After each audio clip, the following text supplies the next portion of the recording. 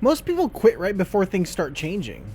You know, progress is usually something that's invisible at first, but a lot of people they'll just give up before, before things actually get to where they need to be. Um, you don't have to have your whole life figured out in the beginning. Everyone's gonna feel lost at some point or something of that nature, and there's a lot of people who do eventually succeed. And they're not the ones with perfect plans. They're the ones who keep taking the next step despite uncertainty. One small step today beats waiting for the perfect moment. And your current situation isn't your permanent identity. A lot of people will be like, oh, things are terrible now. And I am guilty of this. I go through pretty much a roller coaster every single day. And I'll literally give up on everything when things, like something doesn't go the way that it's supposed to. I get very defeated. And that's one thing that I am working on is like, okay, I'm going to continue despite, some of my setbacks and stuff like that. But one important thing to do is to build small habits today that can quietly, change your future for the better. I just burped. Anyway, read a few pages of your book or your manga.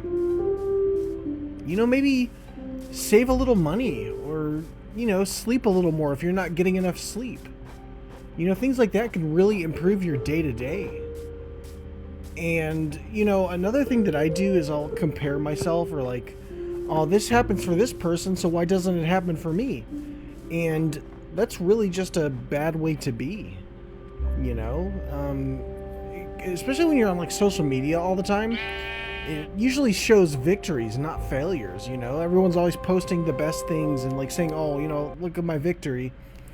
And, we compare ourselves to that and be like, oh my God, my life is so much worse, but it's really not. One last note is keep this in your head. Failure is proof that you're actually trying.